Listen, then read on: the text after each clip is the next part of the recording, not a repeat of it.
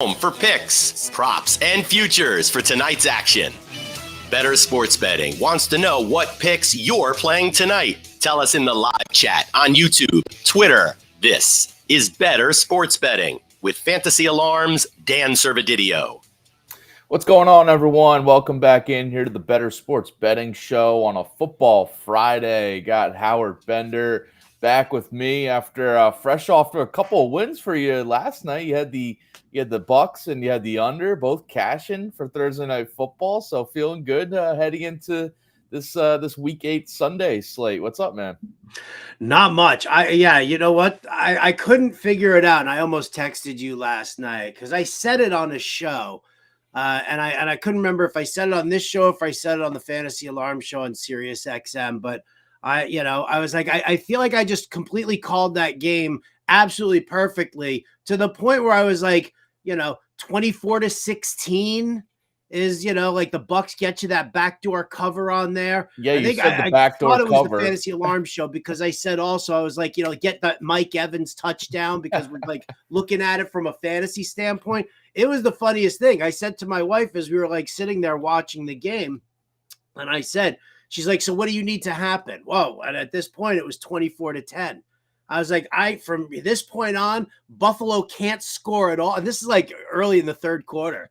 I'm like, Buffalo can't score at all. And Tampa Bay needs to come down, score a touchdown, and have it be Mike Evans. She was like, okay, that's what we're hoping for. And it all just kind of unfolded in that fashion. So yeah, Evans caught the fourth down pass. It was crazy how that happened, but yeah, and the Bills did not score again. So they cruised to a win, but it was a lot closer than people probably expected while watching the game live. So crazy. I missed on a couple of crazy props. Did you see my loss on the James Cook prop? It was 72.5 rushing and receiving yards, and he had 73. And I was on that under, and I was like, all right, I'm so upset right now, but whatever. I mean, that was Josh Allen threw his interception. Everybody cashed in on that one there. And my boy Terrell Bernard came out on the under on his tackles plus assists.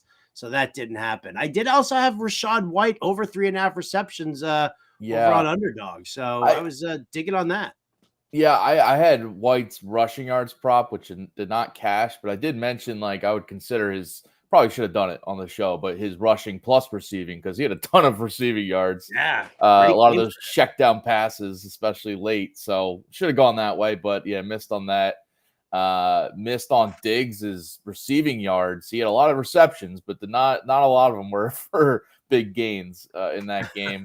Hopefully you guys cashed on, if you went with Dalton Kincaid, receiving yards or anytime touchdown prop. I know that was out there in the betting space. So yeah, interesting game to start off Week 8 here. But yeah, we got a ton of game bets. We got player props. We got touchdown predictions coming up for Sunday's games. And if you got any of your own picks or predictions, definitely throw them in the chat here on YouTube, the Bettor Sports Network YouTube, the Fantasy Alarm YouTube, wherever you guys are tuning in from. We truly appreciate it on this Friday. And we already got a couple of people chiming in here. We got Britt Flynn already in the chat as usual on Fridays. Awesome to see you there, Britt. Hi, guys. And Rex Timotheus, good afternoon, gentlemen. What's up, Rex? Yeah, if you got any picks, throw them in here. We'll see where you guys are leaning on some of these bets and games.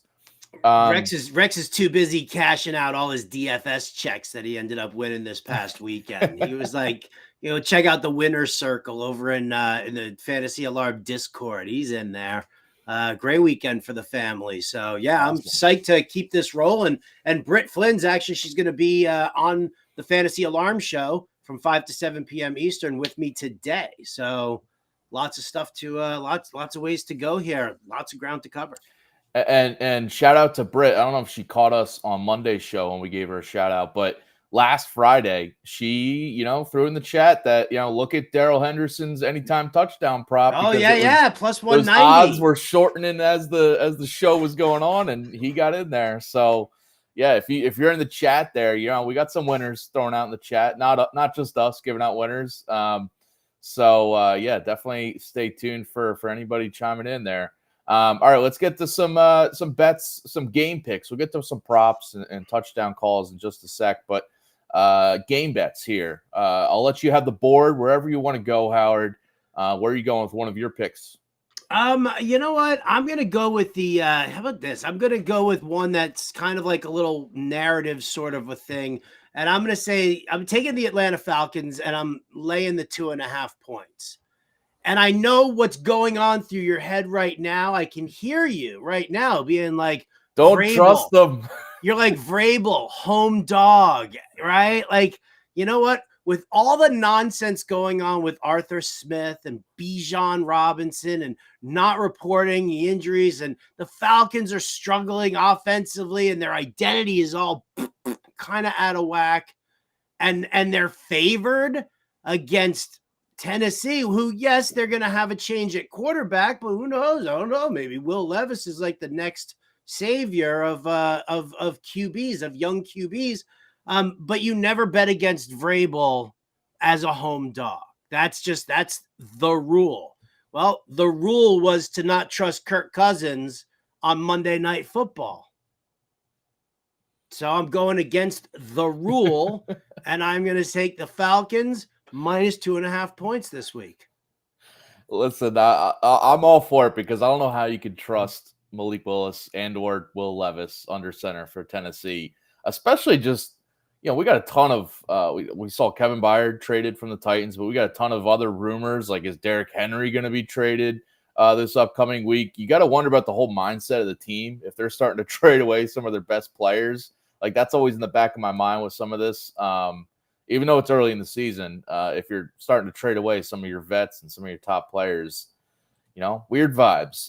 But yeah, listen, you mentioned, instant, early lean on the Falcons for this game when we talked on Wednesday, talking about this game.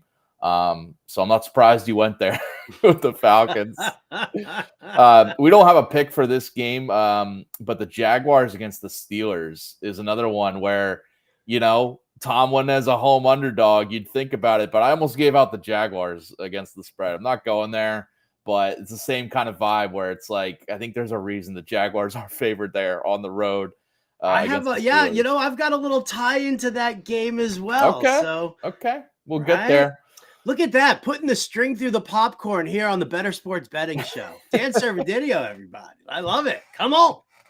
All right, one of my bets, kind of a narrative too, similar to you, but also just I think this is going to be a win, and not because of my Eagles fandom, but I'm going with the Eagles minus the 7 here at Washington. Earlier this year, on the narrative street, on that angle, we saw the Commanders in Philly push this Eagles team to overtime.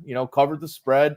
But pushed them to overtime and really made the Eagles sweat it out and work for it. I think the Eagles are going to be motivated to get, a convincing win here.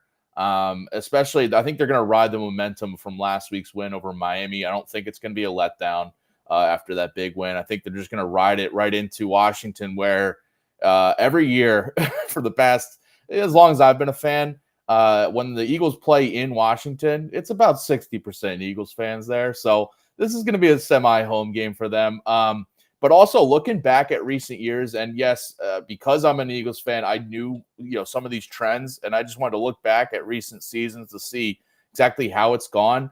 But basically, every year over the recent seasons here, the Commanders-Eagles always play one game where Washington plays it tight, might win it, might lose close. But then the second time, whether it's the first meeting or the second meeting, there's always one game where it's like a 10-point win or more for the Eagles. And I think the Eagles already got that game out of the way where it was close. This one, though, 5 of the last 6 years, Commanders-Eagles, one of the games has been at least a 10-point win for Philly. So I think it's coming here. And the main, when we're talking, X's and O's and real matchups here, I do think the Eagles defense is really going to frustrate Sam Howell. He is the most sacked quarterback in the NFL this season. I think the Eagles D-line is going to get to them. They're also going to shut down this Commanders run game, which, Brian Robinson has not been efficient back there. They're starting to turn to Chris Rodriguez now too. I think that aspect of it is really going to shut down the run for the Commanders. Having to lean on Howell, I don't think is going to bode well. And I see him getting sacked a bunch. So I think the Eagles can stretch out at least a 2-score win here on the road. Listen, I'm not going to go against the pick. Obviously, there are a lot of things. And yeah, I think the Eagles have like 24 sacks on the season, which is probably like third or fourth highest in the NFL right now. So I do think they win that battle at the line of scrimmage defensively. Kind of frustrates Sam Howell. I was talking to somebody in the fantasy side of things, and looking for alternatives to Sam Howell this week because of this matchup against Philly. So I said I'm not gonna go against your Philly fandom here, man. I did it once. You've done it enough this season, and it bit me in the ass, so I won't do it again. I still don't understand. Can you explain to me, by the way, I need to know, as a guy who's, popping an emerald green here today, what's the big deal about the Kelly green? I don't know. And you as a Philly fan, there's obviously a story behind the Kelly green. Well, it's, first of all, it's a throwback jersey. We all love like when our teams rock the throwbacks. What was the time period? Well, this one was from the 80s and 70s and mostly 80s though. Specifically for this, I mean, Eagles fans love, we love Rocky. We love any movies that have to do with Philly. Invincible is one of those, and they rock these Kelly greens in that movie. So that plays kind of like to the heartstrings. All right. Okay. But the Kelly green jersey, though, they brought it back for like 1 or 2 games back when Chip Kelly was the coach for the Eagles, back when the Eagles were good with him as the head coach. And their offense went berserk. Like Michael Vick had a huge game. So I feel like that's some of the vibes that like we just look fresh in them. But it's the whole throwback angle. I mean, everyone loves, something a little different. And if you go to an Eagles game, by the way, there's like a ton of, before this year, before they brought the jersey, there's a ton of like Kelly green throwback jerseys that people wear. So it just brings back a little shades from the 80s, 90s when, like Reggie White and, just some of these, better vibes from the Eagles. But yeah. Okay. All right. All right. By the way, we got a Brit thrown in the chat here. I didn't notice this. I don't think either of us have a pick on the Colts Saints game. Yeah, I saw that. I do have a couple props in this game coming up, but she mentions that there's a bug going through the Saints locker room. 9 players popping up on the injury report today. Very interesting to track that, to see if any of these guys miss Sunday's game, see how the line might move before Sunday. I think, looking right now on BetMGM, the Saints are still just 1-point favorites, but basically a pick'em game. So, keep an eye on that. If you're especially, I'm looking right now, the relevant guys, Marcus May, Juwan Johnson with a calf though, Demario Davis with a knee on the injury report, Taysom Hill. Just keep an eye on that. Kamara and Jimmy Graham were removed from the practice report, so I guess that's notable. So we'll see. Keep an eye on those illnesses and injuries. Rex chiming in, I guess, about my Eagles Commanders pick. This is a very important game. Fandom is going on overdrive. Listen, Rex, if you haven't, if you aren't aware, I've been a little down this week because tonight we got the World Series starting, and the Phillies should be in the World Series tonight. But that's not the case. So yeah, maybe it's a little fandom bleeding through. Why not? He's talking about Colts and Saints, actually. He's talking about his own fandom. Oh, sensitive much, Servo? I'm just on defensive mode now. I'm just, you come at me. All right. All right, Howard. Another pick for you. Where are you going? Stationed in the Big Easy almost 10 years. Damn, Rex, I got to set you up with my buddy Matt. He's over by Tipitina's. You guys would dig each other. He's a good dude. All right, where am I going here? All right. Britt Flynn, you might want to, leave the room for a little bit here. I don't know who wins this game. It doesn't matter to me who wins this game, but I'm taking the Rams and I'm taking the points, right? I'm getting 6.5 points here on BetMGM. I know Dallas, Dallas is, coming off of a bye week, and they've got this, big run of the schedule coming up. It's like the Rams this week and the Eagles next week. And, all the pressure is on Dallas, and, because they haven't looked good offensively. They haven't looked good in the last, I don't know, I'd say like half their games already now this season, where you've just been like, don't really understand what's going on. Tony Pollard usage, CeeDee Lamb passing, Dak, So now they've had the bye week and 2 weeks to prepare here, and everybody's ready to rock and roll in Dallas, and we're all on that bandwagon once again here. It's America's team. Matthew Stafford knows how to get away from a pass rush. He's done it his entire career. He's been chased down. We've seen it a bunch. So while the pass rush for Dallas, rock solid here, I think the routes shorten up a little bit for Cooper Kupp and Puka Nacua. And I just feel like there's a little too much offense there for this Dallas defense, for this secondary. They're great at rushing the passer and doing that, but what happens in the coverage game there? And you're dealing with a very strong passing team.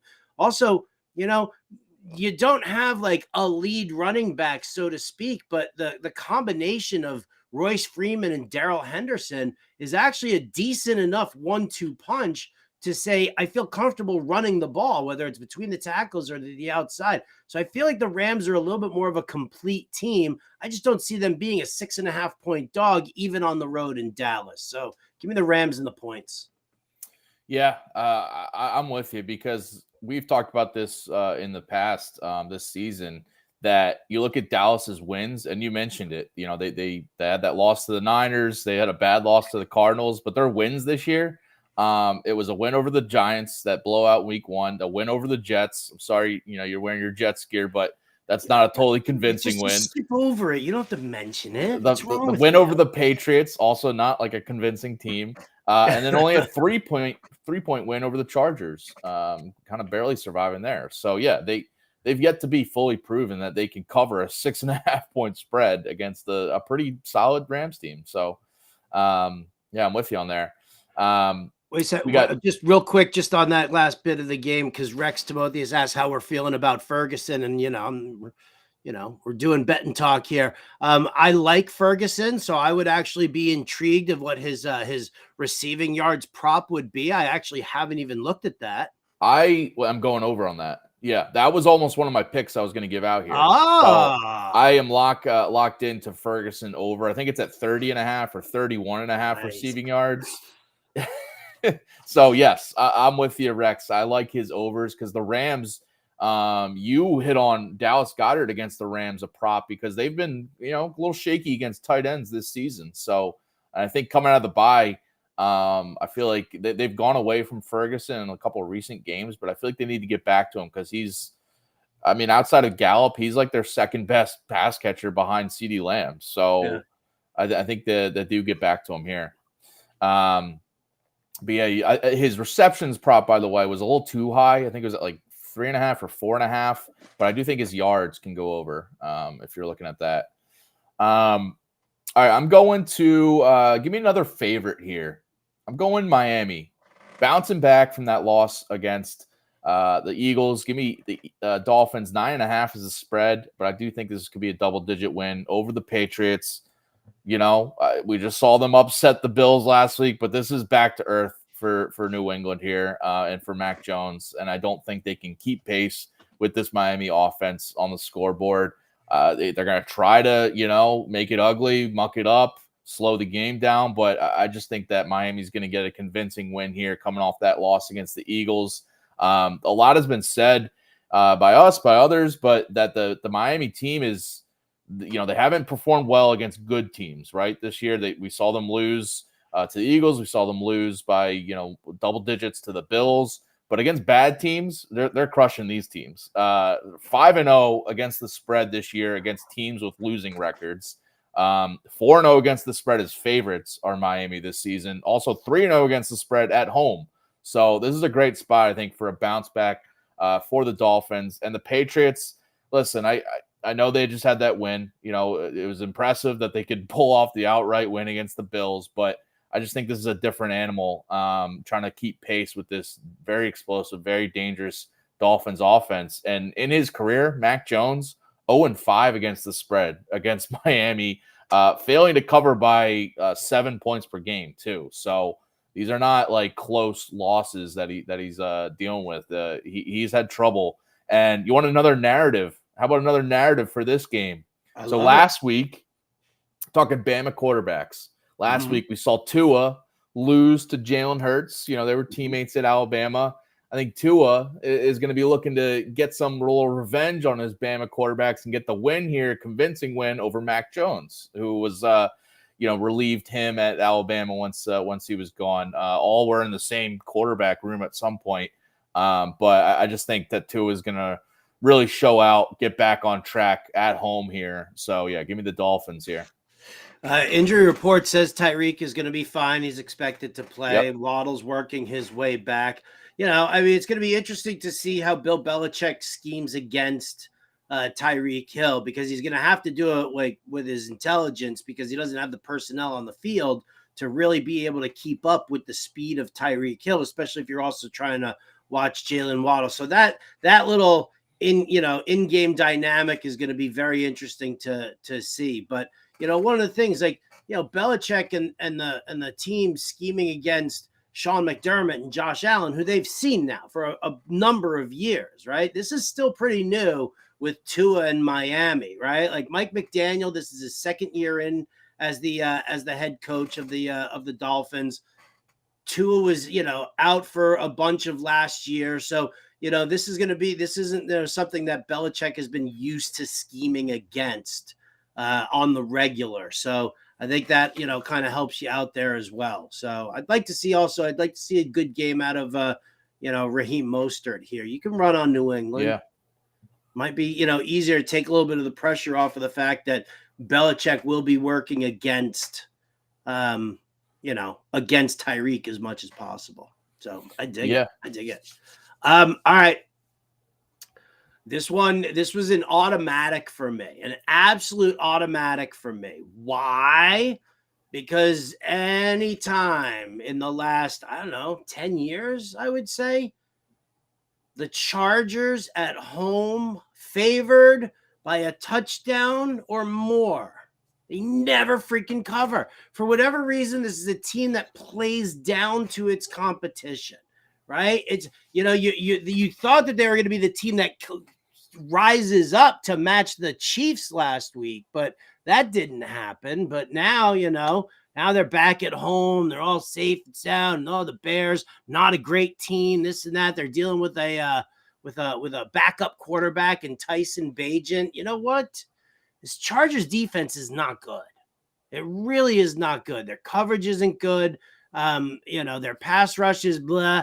Even with Bosa, right? Even if Joey Bosa's on the field, it's still not really that great. And if for some reason they're on for their game, it's very easy to just neutralize that. You just either run it up the middle with Deonta Foreman. You're getting Roshan Johnson back, but the quick dump offs, man. There's nothing wrong with that for Tyson Bagent. Real easy. Get the ball into DJ Moore's hands and let him do all the work. And against this Chargers secondary, I think he can fly. So again, don't know who wins this game. Don't care who wins this game. But Bears plus 8.5, absolutely for me. Sorry, Chargers, you just can't do it at home. You can't. Yeah, you're exactly right. They play up and down to their competition and have been for the last few years with Staley there. And we got Daniel in the YouTube chat here saying Staley needs to go. It might be after this year or halfway through the year if it keeps going bad. And, one name to kind of keep an eye on, maybe you've heard this or if maybe you're hearing it for the first time, but Lincoln Riley, head coach at USC. There's been some rumors that he might be looking to bolt to the NFL, especially with USC now going into the Big Ten next year. There's been some rumors behind the scenes that maybe he's looking to do something else, go to the NFL, especially losing Caleb Williams. It's going to be a really weird, big transition for them next year. And I could see the Chargers, if they want an offensive-minded coach to really pair with Herbert, to go grab Lincoln Riley. So that's one of the names I would throw out there for that. But yeah, because college coaches have so much success in the NFL. I mean, just look at that track record. Super excited. That's the cure for all that ails the Chargers, right? That's the cure. Well, you're right, first of all, but I feel like they're going to want a shiny new hire to really bring something up. I mean, maybe it's blanking on his name, Kellen Moore. Maybe they just promote him from OC up to head coach if they want an offensive guy. But I don't even know if that works. There are just some guys where you just look and that they can handle the head coaching job. There are other guys you look at and you say, you know what, just stay a coordinator. True. Just stay a coordinator. You're not built for the head coaching stuff.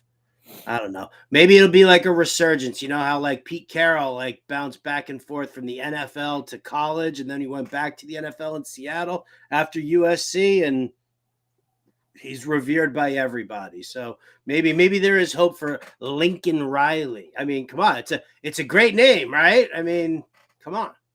Well, he's a guy that he cares very little about defense, but his offensive planning and offensive schemes are legit. That's not even going to work in the NFL. Then maybe he should just be a coordinator. He just hands off the defense to someone else, I guess. Yeah, right. Absolutely, he does one of those. Yeah, because that did. I mean, Cliff Kingsbury was amazing with that. Yeah, and ironically, he's back at he's at USC as their assistant coach there. Yeah. All right, my last game pick here. I'm going with the Packers plus the 1.5 here as the home underdogs against Minnesota.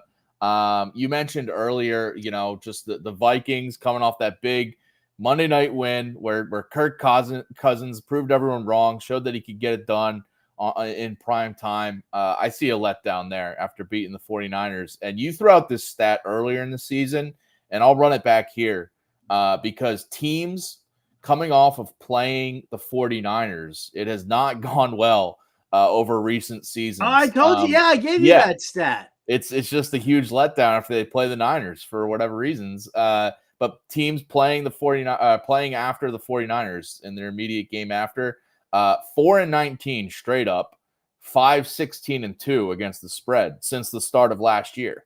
This is going back to the last 2 years. It's also going back to, favorable trends in that direction for the past few years. So it's just most recently it was Dallas who was coming off of. That's where I grabbed you that stat. But Dallas actually beat who? Oh, the Chargers at SoFi. So Your Honor, the defense rests. Well, in that game, I'm pulling it up right now. Okay, so they did cover the spread, but still, so the fact that they did that, trends are pointing to the Vikings not doing it here. But either way, I'm looking at that first off, but I just think the Packers are looking to get back into the win column here. They've lost 3 straight. This is kind of one of those pivotal games where they got to get a division win. They got to, trend back up in the right direction. And the way to beat the Packers has been on the run, via the run game. They have one of the worst rush defenses in the NFL, but the Vikings don't have a good run game. Madison has really not stepped up to be a true workhorse stud like Dalvin Cook was. The Vikings have yet to rush for a touchdown this season, actually. It's just been a lot of, relying on Cousins to pull games out.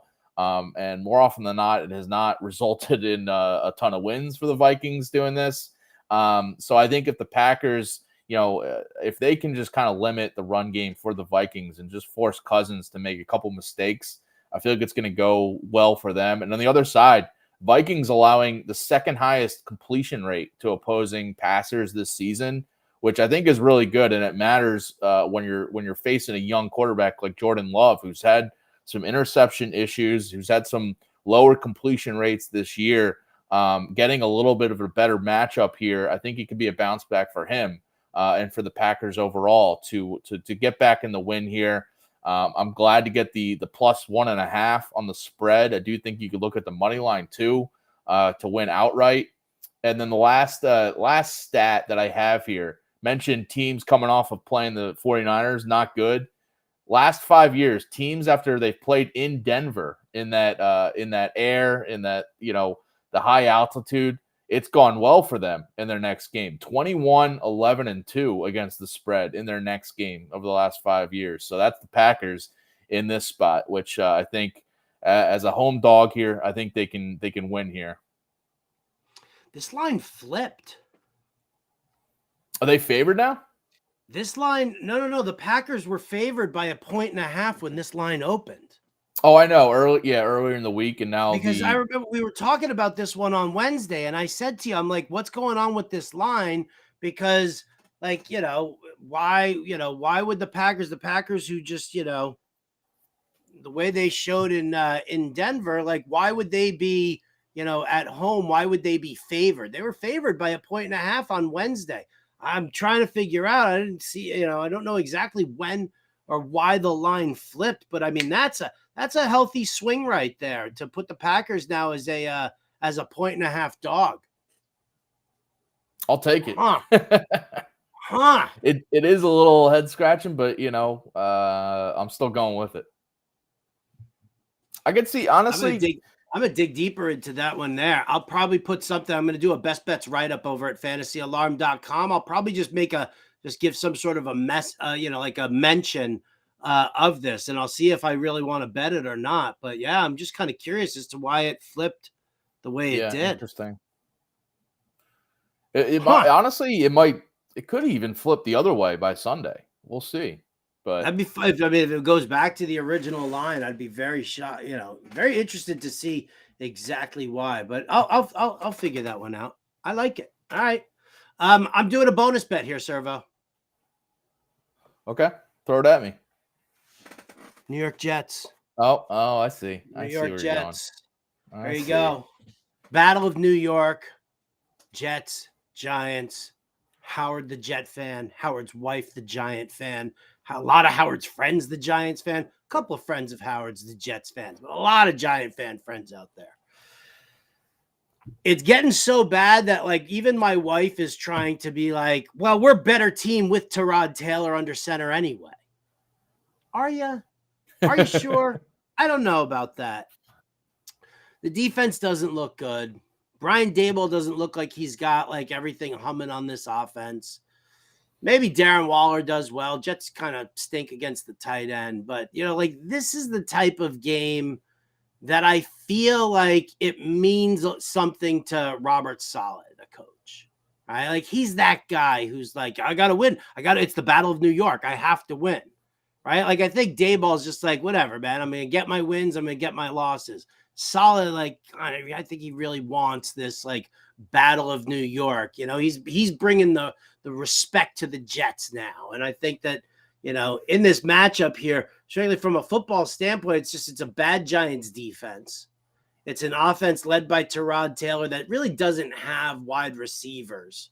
Wan'Dale Robinson's okay. He's a good possession guy. Darren Waller's, has his moments, and he could shine because the Jets stink against the tight end. But, listen, I think that with the way the Jets offense has, Breece Hall can run all day. And I know that Saquon Barkley's going to have a big role the opposite way, but I feel like Breece Hall is really, there's talk now about trading Dalvin Cook, that he's asked for the trade because even Dalvin Cook knows that with Breece Hall here, there's really no reason for Dalvin Cook to be there, and he wants to play. So I commend Dalvin Cook for that, and now trying to get the Jets to deal him before the deadline. So I feel like this is a big Breece Hall sort of a game. It's basically a home game for the Jets too, since they share a stadium. So my bonus bet here to piss off my darling bride, Deborah, I love you so much, but I hope your team goes down like the dogs that they are. Jets minus 2.5. Lock it in. Locked. Oh man! Either way, it's gonna be a rough Sunday in the Bender household. Oh Whoever no, wins. I'm used to the couch, Servo. You see, there's all this gray. This gray is, this is what happens to you when you sleep on the couch enough. You know, you'll get there someday, kid. You'll get there someday. I promise you. No, my wife's an Eagles fan. I've already converted her. She didn't have a fandom coming in, so she's an Eagles fan. Yeah, that's the reason you're sleeping on the couch 20 years in with the same lady. Mm-hmm. Okie dokie. All right, you mentioned a big Brees Hall game, and that's one of my player props. Let's go to our player props here. Give me Brees Hall over 67.5 rushing yards. You gave the little appetizer there, but this is just a smash matchup against the Giants.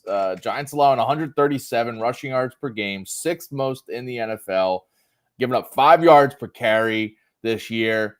Brees Hall's only been over this in 2 of 6 games. But the 2 overs were 127 and 177 yards. Also came against 2, kind of below average or bad rush defenses in the Broncos and the Bills. Also now gets a really good one here, matchup against the Giants. And besides last week when Brian Robinson only had 23 rushing yards against the Giants, before that they allowed at least 70 rushing yards to at least one opposing running back in every other game this season. So this is actually a matchup if you watched on Fridays, I've gone to this. I went to Brian Robinson last week. It did not come through, but I'm going with it for Brees Hall because he's a much better running back. And as you mentioned, he's getting a lot of the work and a lot of the carries over Dalvin Cook, who's probably might be getting traded, but obviously just getting a little phased out. Also getting out-snapped by Michael Carter in the Jets backfield. So it's Brees Hall getting the work here, and if what you say is true and the Jets can win, that's even a better chance of Brees Hall going over because both his overs, this prop, have come in both in 2 of the Jets' 3 wins this season. So I think it's this line's a little too low for what could be a huge Brees Hall day. I dig it, baby. I dig it. Go Jets. Go Jets. Jets. All right, so my first one here, and this is actually going to bring to light a really nice conversation coming up on the Fantasy Alarm Show with Britt Flynn, because she's using her knowledge of systems against me on this call here. Calvin Ridley over 50.5 receiving yards. To me, so Britt turned out a little fun fact that the Pittsburgh Steelers, have man coverage on 49% of dropbacks. And so, one of the things that, I look at with the success that the Jaguars can have is against more zone coverage than man coverage. But, I look at the defense and I just, so with the banged up guy, like Joey Porter's banged up, Levi Wallace is banged up. And I just feel like with some of the struggles that they've had there with injuries and, coverage patterns, I feel like they could go into a little bit more zone coverage than they will man coverage. And I'd like to see, Calvin Ridley freed up a little bit more. So I think that Calvin Ridley goes over this number. It's minus 120 on BetMGM because I'm believing that Pittsburgh will actually try and pull off of man and try and go into some more zone just to make up for the fact that they've got some guys who are banged up. So, yeah, listen, I considered a Calvin Ridley, receiving yards prop too because he had 1 reception last week. It has to be a bounce back for him because this due. Line, he's due, but yeah, I mean he's a guy that can easily go for 100 plus in any game. So I think it could be coming here. So I like that call a lot. I'm going with, I just mentioned Brian Robinson last week got shut down by a bad Giants rush defense. Now he has to face the Eagles rush defense. Give me the under on Brian Robinson's rushing yards here. It's low at 39.5, but I still think he's going to be very limited here because the Eagles this year were, arguably the best rush defense in the NFL, but lead running backs against them this year, only averaging 39.5 rushing yards, which is right at this prop actually. But only 2 opposing running backs have gone over this number. One of them was Brian Robinson back in week 4, but that was, as I mentioned earlier, breaking down Eagles Commanders. That was a closer game. Commanders had the lead at one point too, where they were able to lean on the run more in that matchup. So I just see the Commanders trailing a lot more in this one, having to throw more. I don't think it's going to be a favorable game script to Robinson's rushing yards. And then I look at, he's been under this line in 3 straight games, only averaging 3.8 yards per carry. And I mentioned they're starting to give Chris Rodriguez, the rookie from Kentucky, a little bit more work. He actually outgained Robinson last week on 1 less carry. Been starting to get more carries the last few games. And I feel like there might be a little bit of a change in the guard there in that Washington backfield if he's going to be more productive and efficient than Robinson. So if he's kind of one of those hot hands in this game, I could see Robinson's touches being limited anyway for this game. So yeah, give me the under on his rushing yards. Antonio Gibson sucks. Chris Rodriguez, I was saying. Oh, Chris Rodriguez. He was legit at Kentucky last year. If college football fans know who else was legit in Kentucky? Wasn't it Chuba Hubbard? Wasn't he supposed to be like? No, he was at Oklahoma State. Who was the guy? At Kentucky before him then? Before Chris Rodriguez? Yeah. Oh, who was in there? I don't know. He's been there for a few now years. I got to go to the Google machine here and just find some. No, Britt's in the chat. Maybe she knows. She's a college football Kentucky fan. running backs. Bum, bum, bum, bum. I don't know. This is great radio right now, though. I love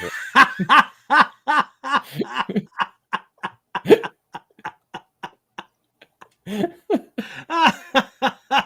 Anyway, while you're looking at that, I'll just throw out another prop because I'm sticking in the same game here. All right, Eagles, Commanders, and this is a pick I went with last week and it cashed. I'm going right back to it. DeAndre Swift over 13.5 rush attempts. They need to really feed him and lean on this run game to string together their balanced offense. And he's been over this line in 5 of the last 6 games. In that loss to the Jets a couple weeks ago, he was under it. But I mentioned last week they need to get back to giving him more work and leaning on the run to really pound together longer drives, which they love to do. It's Gainwell's getting some work, but it's mainly Swift getting the lead back touches here. And again, over in 5 of the last 6 games, and he's gone over it. The only times he hasn't gone over this line was in that loss against the Jets, where they had to throw a little bit more, and they were throwing anyway, even though the game was close. But then in week 1, where he only saw 1 carry, was really getting used to the offense, didn't get as many snaps as he's getting now. Which I kind of throw that game out because it was week 1 is on a new team. They were leaning on Gainwell a lot more. But since then, when the Eagles win, which they're favored by 7 here, he's been getting the work, getting 15 or more carries. And I think he's going to get that comfortable workload again here. So give me the over on his rush attempts. Did you find that Kentucky running back? No, I haven't found that Kentucky running back. I got sidetracked when you started talking about, this latest prop of yours and what you think of DeAndre Swift. And I mean, listen, but isn't the game plan against Washington to expose how soft their secondary is? They've got a great pass rush. Right, they can plug it up the middle. They can stuff the run fairly well, right? But their secondary is just piss poor, isn't it? Am I thinking of a different Washington Commanders? Well, the way the Eagles roll though is just trying to use the balanced offense, and I think if they're playing with a lead, it's going to be a lot of Swift in the second half anyway. So maybe they exploit that secondary early, but I think it's going to be a lot of Swift work. By the way, I found Britt found it too, but I found the Kentucky running back. It's Benny Snell. Benny Snell. You're saying he's not a stud in the NFL right now? I don't know about that. Benny Snell. I don't even know if it's Benny Snell actually who I'm thinking of. I'll know the name as soon as I see it. But listen, that's it's totally cool. I like it. I'm just gonna move on to my props here. How about All that? right. How about let me just move on to and say hello to Nico Collins over 57.5 receiving yards. Got it for minus 115 on BetMGM. I'm very, very bullish on the Texans passing game against the Carolina Panthers right now. In the beginning of the season, I was all about you run on the Panthers, but all of a sudden now there's like no JC Horn. He's out. Jeremy Chin, he's gone. Von Bell is now listed as out for this game. Xavier Woods is questionable for this game.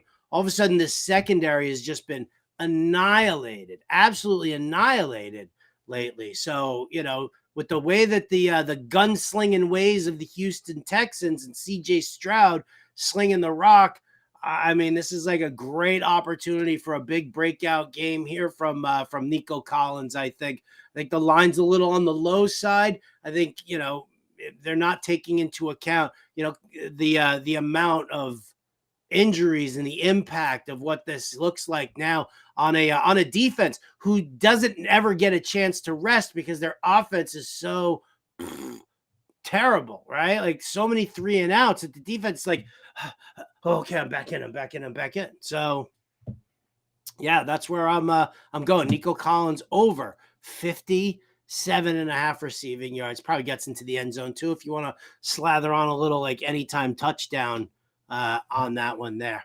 Well, yeah, we got Mulroyd asking in the chat, would you go Stroud over 1.5 touchdowns in this game? Yes, Mulroyd, I would go Stroud over 1.5 touchdowns. Okay. Because another fun fact here about our friends, the Carolina Panthers, with all these 8 injuries to their safeties, they're horrendous against the tight ends. So maybe slather a little Dalton Schultz anytime touchdown, or maybe Schultz like a sprinkle. You slather a Nico Collins anytime touchdown, sprinkle a little bit on a Dalton Schultz TD. Dalton Schultz or Brevin Jordan? That could be a juicy don't say little. Brevin Jordan. Shut up. Why? Why would you say that? Like that's just. Because Why would you put that energy out there? You know how this works. I'm just gonna keep moving forward here. Isaiah Pacheco. Give me Isaiah Pacheco over 83.5 rushing and receiving yards. Denver's terrible. We know their defense is terrible. The Chiefs are great. We know the Chiefs are great. What we love seeing right now is the way Isaiah Pacheco has been utilized in the passing game. That's a nice big step. That's a step that Andy Reid loves, a running back who can do it all. And that's his preference. He just hasn't had anybody, right? We haven't seen a Priest Holmes. We haven't seen a Jamal Charles, right? He hasn't had anything like that. Clyde Edwards-Helaire, no. You needed like Damian Williams and Jerick McKinnon and all these guys that he's like piecemealing together over the last couple of seasons. Well, all of a sudden now he's got a guy in Pacheco who can catch, who can pass block and make this happen. So I'm in on Isaiah Pacheco over 83.5 rushing and receiving yards. All right, my last pick, Josh Downs over 3.5 receptions.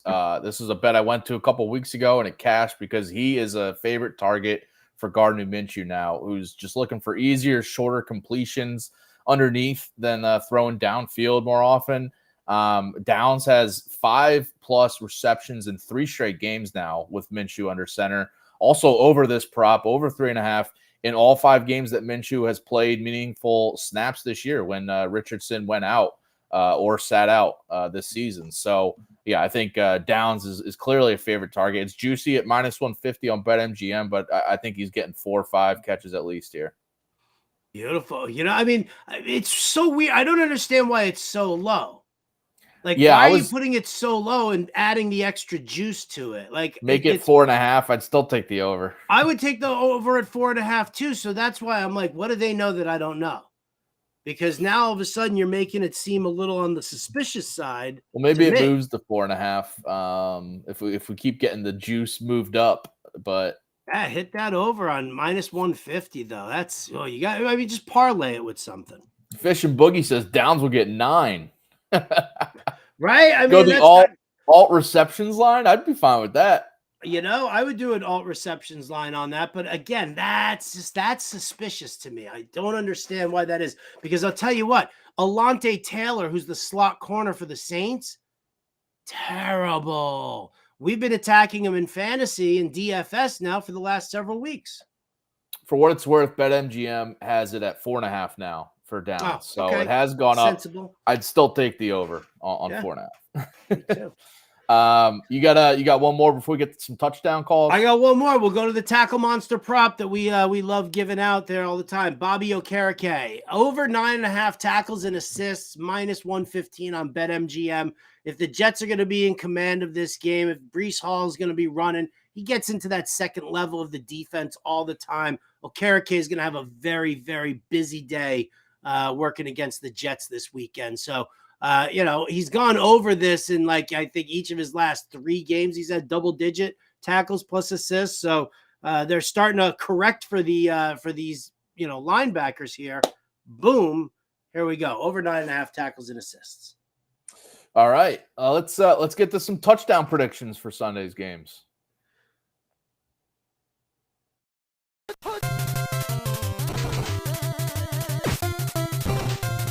Touchdown.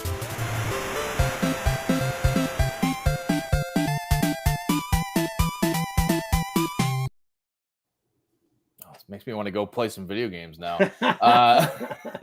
I'm going Alvin Kamara here for the Saints to get into the end zone. It's at minus 130 on BetMGM, but I like it there because the Colts have allowed the most rushing touchdowns in the league this season.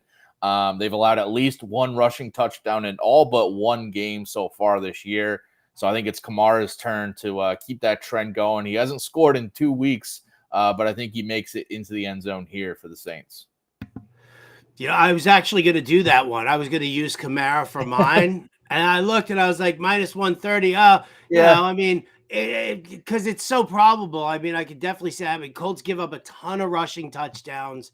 I love that. It's a great pick. It's a smart pick. So, but I went for, I'm going to double down on the Calvin Ridley talk here. I'm going to say he gets into the end zone. It's plus 180 on BetMGM. And y'all can hear me fight it out with Britt Flynn on the Fantasy Alarm Show right after this. There you go.